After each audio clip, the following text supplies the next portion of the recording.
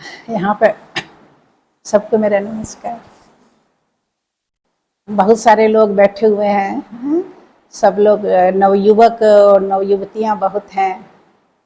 और मैं जानती हूँ कि आप सब लोगों ने बाबा को नहीं देखा है, उसमें एक आध है, कोई कोई देखी हुई है, लेकिन अधिकांश लोगों ने तो बाबा को नहीं देखा होगा।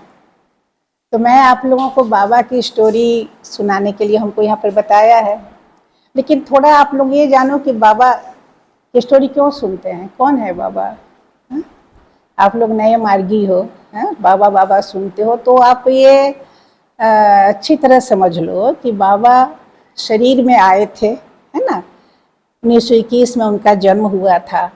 55 में उन्होंने आनंद मार्ग नामक संस्था बनाई थी, है ना। जब संस्था बनाई थी तो वो 35 साल के थे, यंग थे। उसमें से हम लोगों को बहुत सारे लोग यहाँ 30-35 साल के हैं। तो और उस समय संस्था बनाए, और कैसे, उद्देश्य क्या था, उद्देश्य क्या था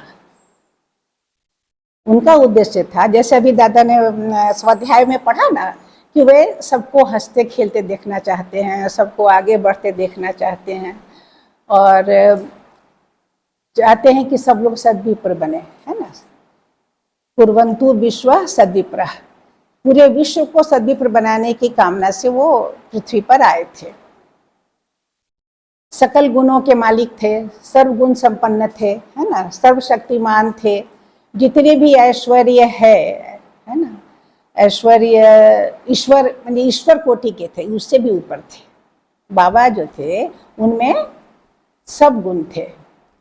भगवान जिसे कहा जाता है, भगवान से भी ऊपर के गुण थे। बाबा ने हम लोग क्या समझाया कि भगवान किसे कहते हैं? जिसके अंदर भग हो उसे भगवान कहते हैं। और भग किसे कहेंगे? जिसमें 8 ऐश्वर्य हो। तो वो सब बहुत सिद्धांत की बातें हैं। तो सबसे बड़ा जो बाबा का ऐश्वर्य था, क्या था?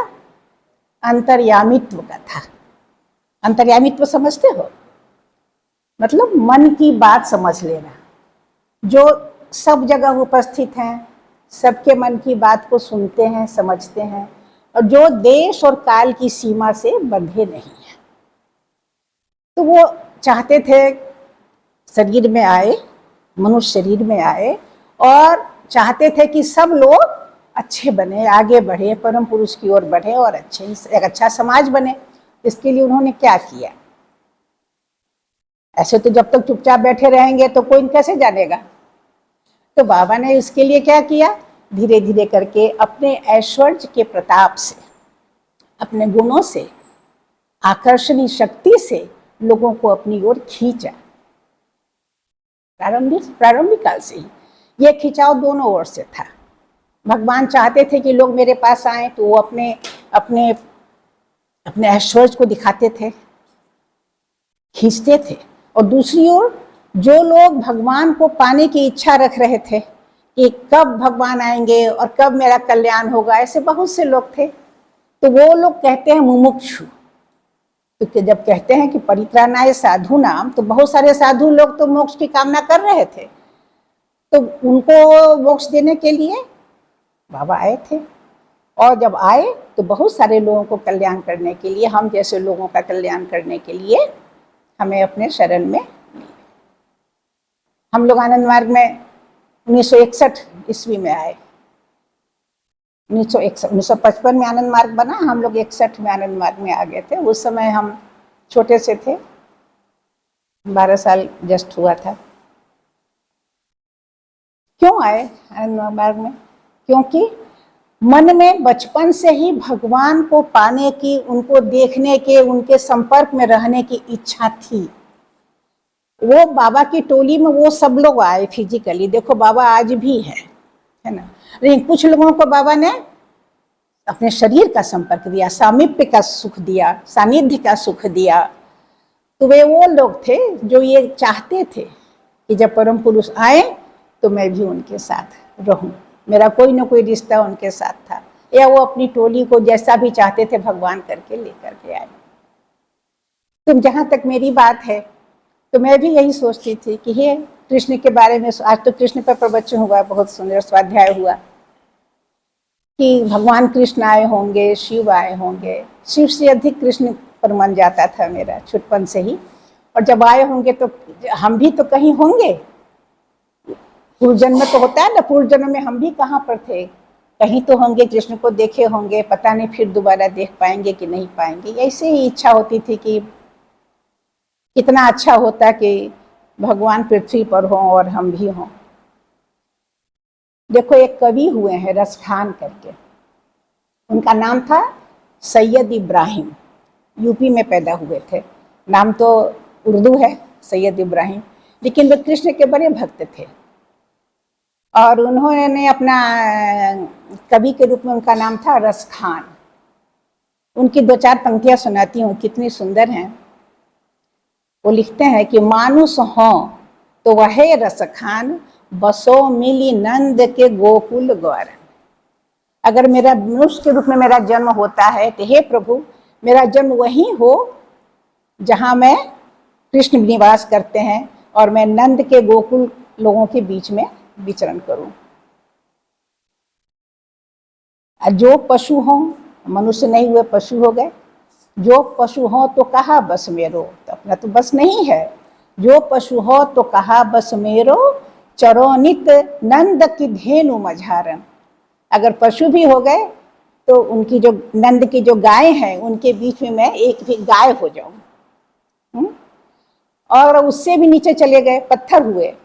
अपाहन हो, पाहन हो तो वह गिरी को, धरियो कर छत्र पुरंदर कारण।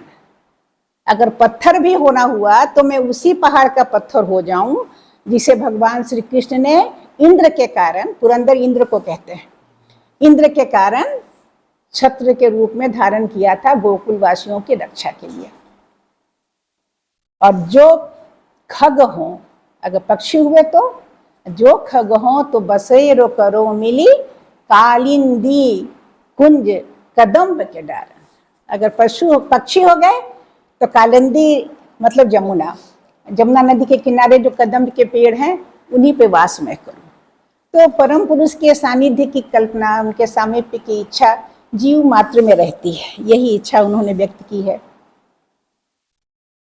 और सचमुच ही ऐसा सौभाग्य हुआ।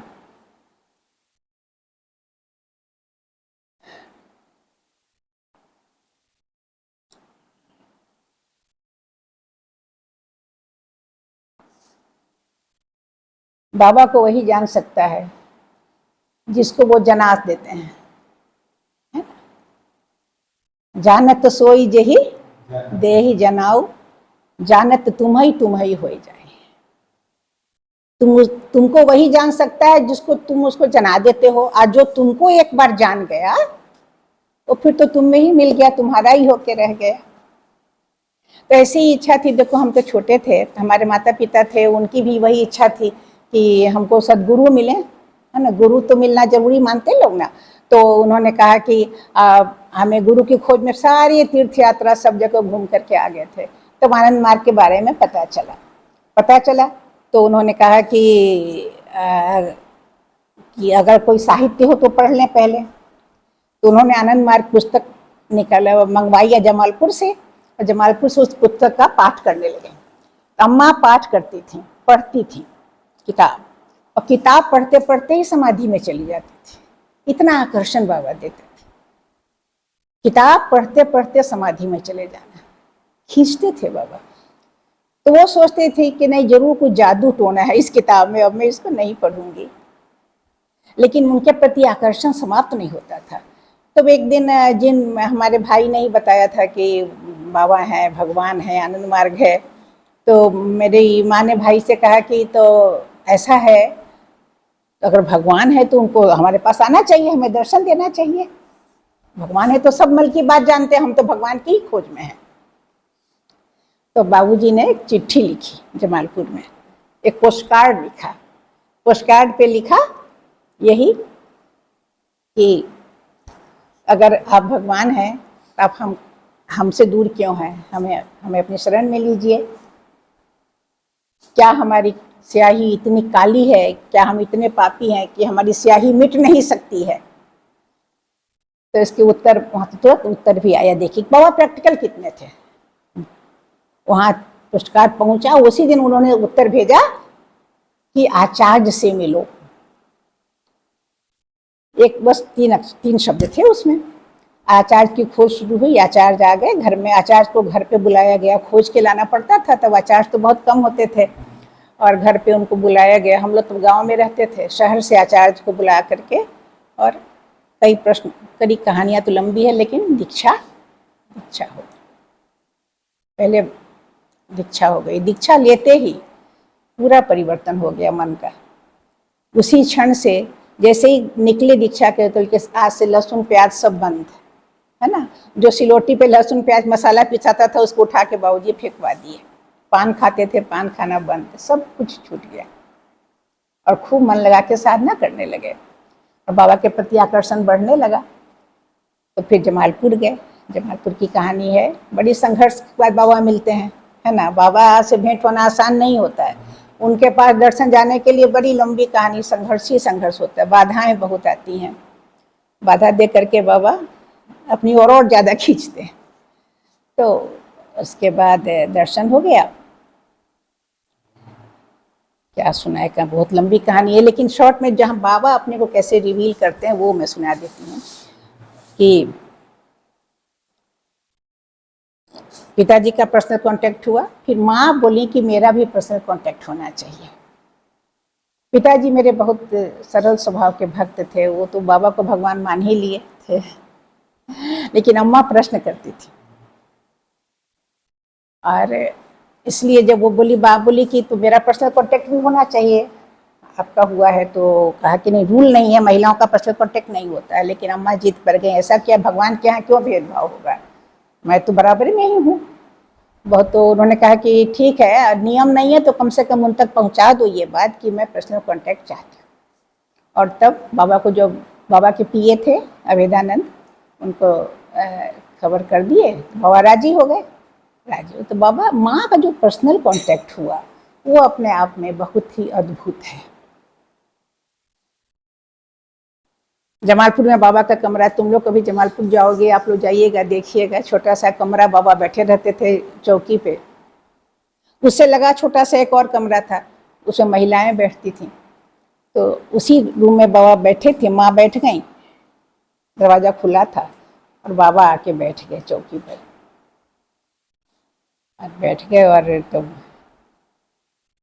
तो मेरी माँ ने उनसे मन ही मन प्रश्न किया। क्या प्रश्न किया? कि जिसे रामायण की चौपाई बोलते, उन्होंने कहा कि जिसके बारे में सब लोग, बड़ी ऋषि मुनि तपस्वी लोग जिनको तपस्या करते हैं, जिनको अखंड अछेद अभेद बताते हैं, क्या आप वही परम पुरुष हैं जिसको सब लोग माने घंटों ध्यान करने के बाद भी एक झलक नहीं पा पाते हैं, कभी ध्यान में एक झलक आते हैं, क्या आप वही हैं? बनी मन बाबा माँ पूछी, और बाबा जो है मुस्कुरा के बोले, ऐसे ऐसे गर्दन हिला, मन की बात समझ गए और गर्दन हिला दी। तब मेरी माँ ने कहा यदि ऐसा है, वो सब देखो मानसिक बातें हो रही हैं, पर्सनल कांटेक्ट में तो ये अंतर्यामित तो देखिए आप। तो कहा कि यदि ये बात है, आप स्वयं परम पुरुष हैं, मेरे साक्षात हैं, तो मुझे साष्टांग प्रणाम करने का अवसर दीजिए। तो बाबा ने अपना पैर चौकी से उठा के नीचे रख दिया, और मेरी माँ ने उनको साष्टांग प्रणाम किया, और मन ही मन यही कहा कि आज से मेरे जीवन का सारा दायित्व, सांसारिक दायित्व मैं आपके चरणों में समर्पित करती हूँ और आपको सौंपती हूँ। मेरे भी इतने बाल बच्चे हैं, सबको आप अपनी शरण में रखेंगे, सबको राह दिखाएंगे, सबको अपने शरण में रखेंगे। आज से मेरा कोई दायित्व नहीं है। और तब बाबूजी जो हैं, तब बाबा जो हैं बोले, ठीक है माँ। उन्होंने स्वीकार किया। पर्सनल कांटेक्ट हुआ। और फिर एक बात माँ और पूछी कि बाबा भजन गा सकती हूँ कि नहीं, क्योंकि बड़ा कठोर नियम सब चलता था ना, मूर्ति पूजा नहीं करना है। वो तो राम की भक्त थी, तो फोटो की पूजा होती थी, मूर्ति पूजा भी घर में होती थी। हर महीने सत्यनारायण की कथा हुआ करती थी, वो सब छोड़ना पड़ेगा। तो फिर भी पूछें कि माँ बाबा भजन गा सकती हूँ कि नहीं, तो बाबा बोले कि हाँ गा सकती हो, कबीर मीरा के भजन गा सकती हो, वो 10 मुंह 8 हाथ वाले लोगों का नहीं है ना। ऐसे बोले कि जो वास्तविक प्रेम का भजन है वो गा सकती हो, ऐसे माँ का। तो बाबा ने उनको रिवील किया। और जिंदगी में बहुत मौके आए कि हमेशा ही चमत्कार घर में होता ही था। माँ समाधि में ही चली जाती थी, हम लोग देखा करते थे, हम लोग के मन में भी भक्ति का बीज तो उसी समय से पड़ गया। और फिर महाचक्रों में आना जाना हुआ, चलता रहा। 35 साल बाबा के साथ रहे हम लोग हैं, 61 से लेकर 90 तक। और मैं समझती हूँ कि करीब करीब हर महीना ही चले जाते थे बाबा का दर्शन करने, कोई मौका छोड़ते ही नहीं थे। जीवन में कुछ बाबा के अलावा कुछ दिखाई नहीं पड़ता था हम लोगों को अपने जीवन। फिर भी देखो कि भगवान ने सब कुछ संभाला। जब तक बाबा थे शरीर में, बाबा के अलावा और कुछ भी नहीं देखा। आसपास कौन मार्गी है नहीं है, कौन भक्त है कौन अभक्त है, ध्यान ही नहीं रहता था। तो बाबा के जाने के बाद समझ में आया कि वो भी भक्त हैं, वो भी भक्त हैं, इतने सारे भक्त हैं संसार में। बाबा ने सबको इतनी अनुभूतियां दे रखी हैं। तो भक्त समाज से परिचय हुआ बाबा के जाने के बाद। और तो तुम लोगों को लेकर के एक कहानी सुना देती हूँ इसी कि बाबा चाहते थे कि उनकी बेटियां बहादुर बने, है ना।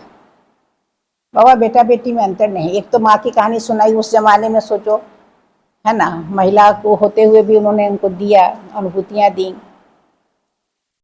और बाद में चल के बाबा जब जेल से आए, नहीं बाबा जेल पहले की सुना देती हूँ। एक मेरे साथ एक घटना तो बहुत घटी है, अभी ज़्यादा समय तो नहीं, 1-2 सुना दूंगी। एक बार डीएमसी में हम लोग गए थे, भभुआ में।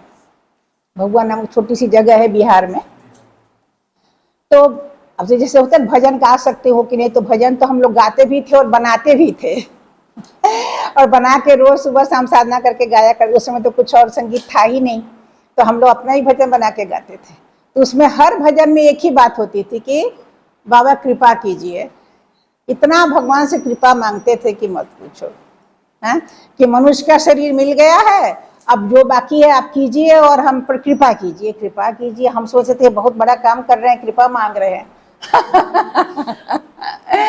और समझते थे कि सबसे सही काम कर रहे हैं। और यही सुनने का, यही ट्रेनिंग थी हम लोगों की, भगवान से कृपा मांगो और कुछ नहीं मांगते थे, कृपा ही मांगते थे।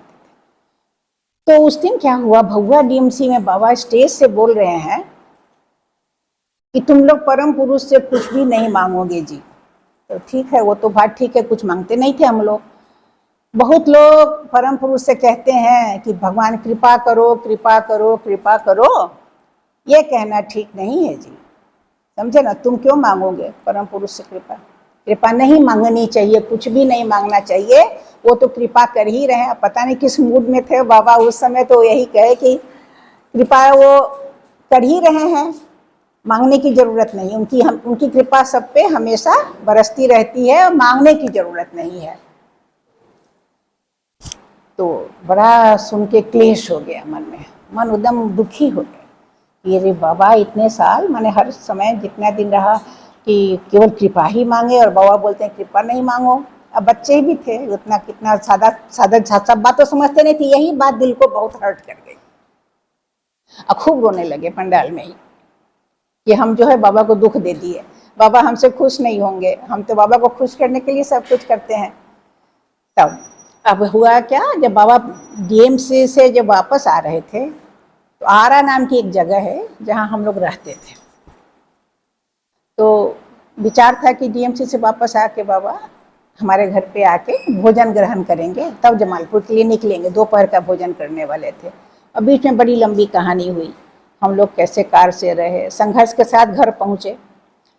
मैं ठीक बाबा के आने से 1 घंटा पहले ही पहुँच पाया, जबकि प्रोग्राम था कि सुबह 4 बजे पहुँच जाएंगे।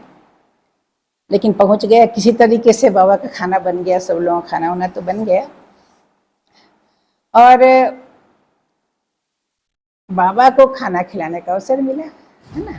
छोटे छोटे थे, फॉर्मल कुछ था नहीं उस समय, फॉर्मेलिटी नहीं थी।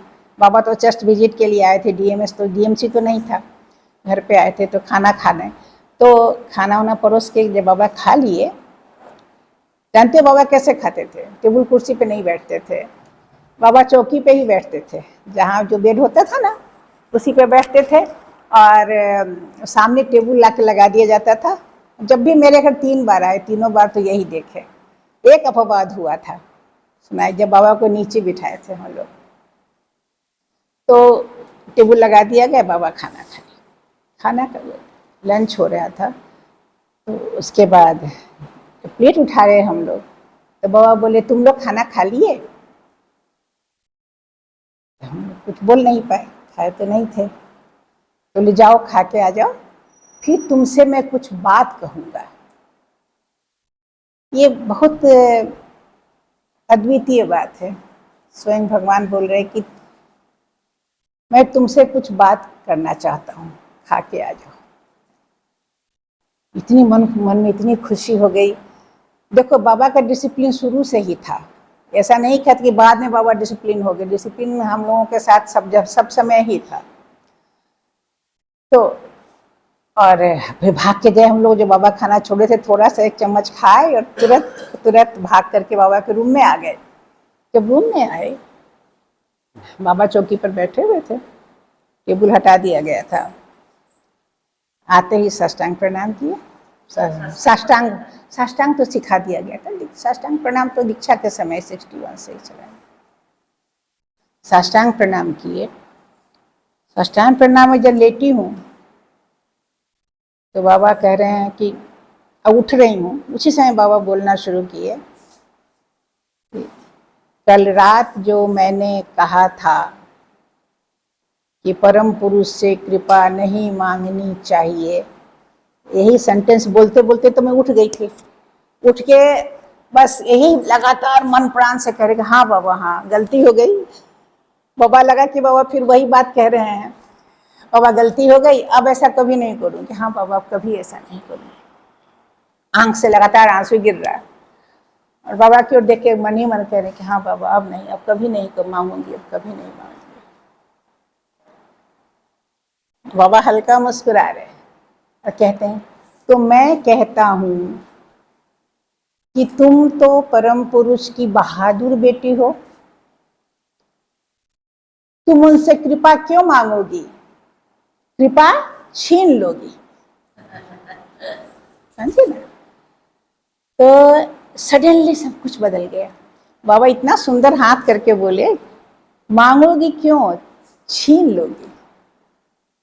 सोचो कैसे कैसे कैसे मन का ख्याल रखते हैं वो। मन का दुख दूर करने के लिए ऐसा बोले, तुम बहादुर बेटी हो। तो इसमें कोई संदेह नहीं कि बाबा चाहते हैं कि हम लोग बाबा की बहादुर बेटी बने। मान लो बाबा के संपर्क में मैं चली गई, तुम नहीं जा पाई, है ना, इसका ये अर्थ नहीं है कि जो कुछ मेरे साथ घटा वो तुम्हारे साथ नहीं घटा। मैंने एक किताब लिखी है अपनी, उस किताब को पढ़ के मुंबई की एक मार्गी ने हमको फ़ोन किया और रो के यही बोल रही थी कि दीदी मुझे ये लग ही नहीं रहा कि आपकी कहानी है, मुझे लग रहा है कि ये मेरी कहानी है। क्योंकि हमारे मन में जो वरमान है, जो हमारी बातें थी, वो सब बाबा आपके माध्यम से बोल दे रहे हैं, है ना। तो तुम लोग ऐसा ही समझो, बाबा देश काल के बंधन में नहीं बंधे हुए हैं, नहीं बंधे हुए हैं। लेकिन जब तक इसका अनुभव नहीं होता है, तब तक क्या करोगे? उनकी बताई हुई बातों को सुनोगे, उनको याद करोगे। एक दिन अवश्य ही ऐसा होगा, अवश्य ही ऐसा होगा कि तुम्हें अनुभव होगा कि बाबा हमारे साथ हैं। आज कोई आदमी, तुम लोग इतनी दूर से चलकर यहाँ पर आए हो, ऐसे ही थोड़ी आ गए हो। एक योजना है परम पुरुष की, है ना, वो खींच कर लाए हैं, खींच कर लाए हैं। वो तो परिस्थितियां पैदा कर देते हैं, खींच कर बुला देते हैं। ये मन में एक विश्वास रख लो कि बाबा या भगवान सब जगह हैं, हमारे मन में हैं, वो हमारे साथ हैं। जब हम ये मानते हैं कि भगवान सब जगह है तो क्या फायदा होता है? बोलो, दो फायदे होते हैं। एक तो फायदा ये होता है कि हम कभी अपने को अकेला अनुभव नहीं करते हैं, बाबा हमेशा बोलते हैं तुम कभी अकेले नहीं हो। और दूसरा फायदा ये होता है कि हम कोई गलत काम नहीं कर सकते हैं, हमें हमेशा लगेगा कि बाबा या कोई व्यक्ति या गुरु हमें देख रहे हैं। इसलिए वो सब जगह व्याप्त हैं और उनका सामीप्य, उनका सानिध्य हमें अवश्य ही प्राप्त होगा, अवश्य ही प्राप्त होगा। उनको याद करोगी, उनके साथ रहोगे, उनके बारे में हम सोचेंगे तो देखोगे कि छोटी छोटी बातों में उनकी कृपा का अनुभव होगा। छोटी सी बात, यहाँ से वहाँ चल रहे हो, बैठने की जगह मिल गई, पीने को पानी मिल गया, हम तो कहते हैं कि बाथरूम का दरवाजा खुला मिल गया। हम तो सही में कभी कभी आनंद मार्ग में तो वो भी कठिन हो जाता है ना। कैसे आप पूर्ण समर्पण से चलो, उनका नाम लेते हुए चलो, लेकिन उसमें है क्या, आपका निजी कुछ नहीं होना चाहिए। बड़ी बात यही है कि मतलब अपना कोई एजेंडा उसमें जोड़ना नहीं चाहिए। जैसे हाँ हाँ भगवान मैं तो ये चाहती हूँ, बाकी तुम जो मन में आए सो करो, ऐसा नहीं। मैं जो चाहती हूँ अथवा मैं जो चाहता हूँ, उस चाहत को अपनी ओर से कम करना होगा, है ना। आप जैसा चाहते हैं वैसा आप मुझसे करवा लें। ये अनुभव होना कि बाबा आप मुझसे बुलवा लीजिए। तुम क्या समझती हो कि हमारे अंदर वो ताकत है कि मैं तुम लोगों के सामने बात कर सकती हूँ? नहीं है, मनुष्य के अंदर वो शक्ति है ही नहीं। समर्पण करके बोलते हैं कि बाबा आप बुलवा लीजिए, आप करवा लीजिए, मेरे मुंह से बात निकलवा दीजिए। और निकलवाते हैं। कितनी ही बार ऐसा होता है कि मुंह से बात निकलवा देंगे जिससे दूसरों का कल्याण हो जाता है ना। तो हम लोग अपने मन को भगवान के साथ जोड़ के रखेंगे, सब समय उनको याद करेंगे, तो हमें उनका प्रेम अवश्य ही प्राप्त होगा। हो गया समय क्या? क्या बेटा? बहुत सी कहानी जानते हो। हमारे घर बाबा आए थे ना, तो पूछे बाबूजी से, छोटी सी बात बताती हूँ। पूछे क्या कि कुछ तरकारी पड़ी लगेले है तो सब्जी उब्जी कुछ लगेले है तो हम लोग बाबा हम लोगों से अपने घर की बोली में बात करते थे। बिहारी है ना हम लोग, बिहार के, तो घर की बोली से बात करते थे। बाबा भी वैसे ही बोलते थे। बोले कि कुछ तरकारी उकारी लगेले है तो बाबूजी बोले कि ना बाबा, एगो सीम के पेड़ रोपले थी सेहू न फरैया। एकमात्र सीम का पौधा है, बाथरूम के पास लगा हुआ था 6 महीना से 8 महीना से, उसमें एक भी फल नहीं आता था। तो बाबूजी बोले कि हाँ ना बाबा, एगो पेड़ लगेले है थी वो न फरैया। अब बाबा बोले कि नहीं, लगाया करो, है ना। आसपास जितनी जमीन है सबको उपजाऊ बनाओ। उसके बाद तो बाबूजी मिशन ही बना दिए कि जितना जगह था सबको कोड़ के खेती सब्जी बनाने लगे। और लेकिन उस सीम के पेड़ में फिर इतना फल आया कि कोई हिसाब ही नहीं। तो पेड़ पौधे कभी वो सुनते हैं। फिर एक छोटी सी और, छोटी छोटी बातें तो बहुत है, छोटी छोटी बातें सुना देते बच्चों को, अच्छा लगेगा दादा। हाँ 5 मिनट, हाँ। जैसे मेरी दीदी है, दीदी थी, छोटे बचपन में शादी हो गई थी उसके, ससुराल में कोई मार्गी नहीं था, तो वो खाना पीना भी आफत था। लहसुन प्याज, सोचो उस समय उस जमाने में लहसुन प्याज बिना खाना है, सात्विक भोजन करना है, साधना करना है, कोई मार्गी नहीं है। जानबूझ के सास ससुर लोग, वो लोग मांस मछली खाने वाले लोग, कितना कष्ट से रहती होगी। बोलती कि हम इमली का पत्ता तोड़ के पीस के चटनी हम भात से खा लेते थे, हमारे लिए खाना नहीं बनता था। वो इमली का पेड़ भी कट गया था कैसे, वो कहानी है, बहुत कहानी है। लेकिन वही दीदी मेरी, बाबा ट्रेन से जा रहे थे, तो बाबा ट्रेन से जाते थे तो बहुत अच्छा लगता था। बाबा ट्रेन में चलते थे ना, तो हर स्टेशन पे लोग पहुंच जाते थे हम लोग, और उनके डब्बा में चढ़ गए। थोड़ा सा नज़दीक से बाबा के संपर्क मिलने का मौका मिलता था। उस बार ऐसे ही बाबा बैठे हैं बर्थ पे, हम लोग सब कोई ट्रेन में चढ़ गए। दीदी हल्ला हो रहा है परमपिता बाबा की, ये सब हो रहा है। बीच में दीदी घुस गई बाबा के पास, बर्थ पकड़ के बोली कि बाबा हम जाई थे। बाबा नाउ आई एम गोइंग, बाबा अब मैं जा रही हूँ। मतलब ससुराल जाना मतलब सोचिए कितना। बाबा अब हम जाई थे। तो बोले अच्छा। फिर दीदी बोली बाबा अब कहिया भेंट हुए, अब फिर कब भेंट होगी। तो बाबा बोले, बाबा इतने मीठे और गंभीर हो गए, बोले कि मेरा मन तो हमेशा सबके साथ रहता है, तुम जब चाहोगी भेंट हो। इतने जो कहे ना, शेष महेश गणेश दिनेश, जिसका सब लोग गुण गाते हैं, ऐसे सबको निरंतर गुण गाते हैं। नारद ते सुख व्यास रटे पची, क्या पुनिहारे पने कुछ पार न पावे, ताही अहीर के छोहरिया छछिया भर छाछ के नाच नचा। यही बात है कि भगवान कितने भी महान है, कितने भी बड़े, लेकिन वे प्रेम के वश में है ना, भक्त के वश में है। कठोर नजर आते हैं कभी कभी, लेकिन यही मान के चलना है कि उनकी कठोरता में भी कोमलता छिपी हुई है। और इस संसार में देखो सबसे बड़ी बात है बाबा के साथ कि बाबा चुपचाप आए, चुपचाप गए, जिससे रिश्ता जोड़ना था जोड़ लिए, अभी भी जोड़े जा रहे हैं, अभी भी जोड़े जा रहे हैं। कितनी संख्या मार्गियों की बढ़ गई है, लगातार बढ़ रही है, और सबके कल्याण की योजना वो बना रहे हैं। जो कुछ भी कठिनाई जीवन में आए तो सोचो कि इसमें भी मसलहत है परवरदिगार की, ये उनकी कृपा है, उनकी करुणा है कि वे हमें अपनी शरण में रखे हुए हैं, है ना। और उनसे वही हमारे सबसे अपने हैं, अपने दिल की सब बात बाबा, देखो मन की बात बाबा से कह सकते हैं, है ना, वो हमारे सबसे अपने। उनसे नहीं कहेंगे तो किससे कहेंगे, सब बात उनसे कह सकते हैं, कम्युनिकेशन करते हैं। बाबा बोलते हैं तू हमसे बात करो मन ही मन, देखो तुम्हें उत्तर मिलेगा, उत्तर मिलेगा। अध्यात्म जो है यही अध्यात्म है, बाबा यही चाहते थे, है ना। ठीक है, मैं समाप्त करती हूँ। जय।